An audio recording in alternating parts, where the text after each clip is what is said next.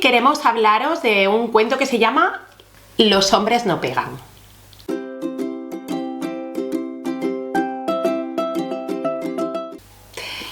Como veis, el título ya nos indica bastante bien cuál es un poco el enfoque del cuento.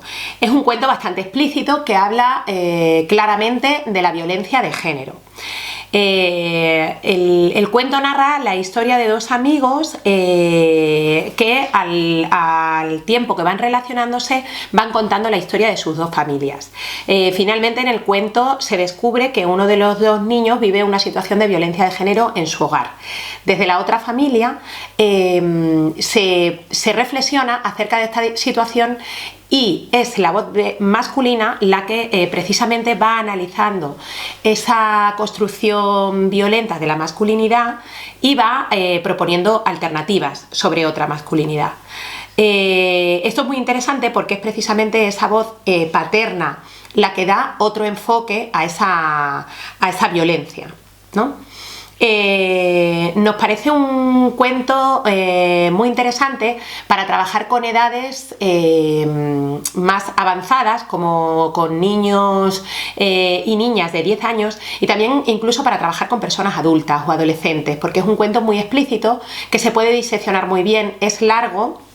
Y se puede ir reflexionando a lo largo del cuento sobre toda esta cuestión de la violencia de género, de la violencia en los hogares. También nos parece interesante destacar que es un cuento que no solamente, que también aborda la violencia que sufren los menores y las menores en los hogares, en estas situaciones de violencia de género. Esto nos parece muy potente porque es una manera de visibilizar esta violencia que muchas veces está invisibilizada, y también porque muestra cómo el sistema patriarcal, pues es ese sistema patriarcal el que genera violencia en general, tanto sobre las mujeres como también sobre niños y niñas, y en general, bueno, pues cuestiona un modelo violento de sociedad que es el que nos lleva a esto, ¿no? En contraposición hay una referencia masculina que tiene una masculinidad mucho más cuidadora y mucho más empática, y entonces, bueno, pues el cuento nos contrapone estas dos figuras paternas, al igual que otros personajes que aparecen, ¿no? Como son los vecinos y las vecinas, que también se preocupan por esta situación que está viviendo el menor. Entonces, bueno, pues nos parece un cuento interesante, como decimos, para trabajar con personas mayores, con niños a partir de 10 años y niñas. Nos parece un cuento muy potente para trabajar el tema de la violencia de género, la violencia en los hogares, también para trabajar la violencia que sufren los menores, y nos parece muy interesante para diseccionar el modelo de masculinidad, aportando ideas y alternativas a ese modelo violento.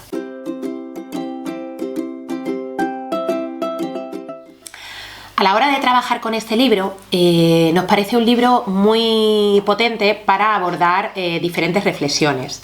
Podemos abordar los distintos tipos de violencia. Podemos preguntar a las chicas y a los chicos qué violencias descubren en este libro, ¿no?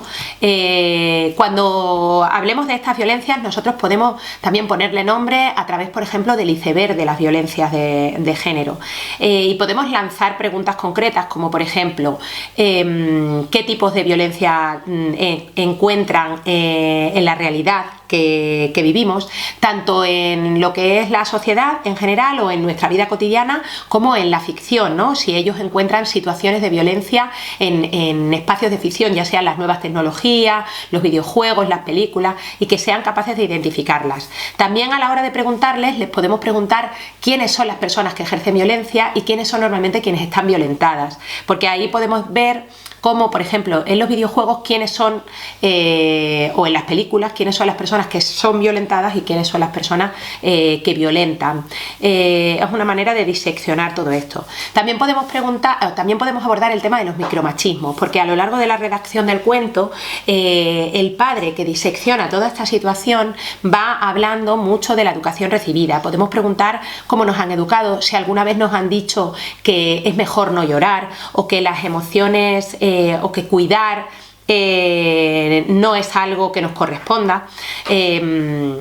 Y también podemos hablar de qué es en sí un micromachismo o qué son los micromachismos. Podemos describir, hacer una lluvia de ideas, por ejemplo, de micromachismos que veamos en la realidad circundante.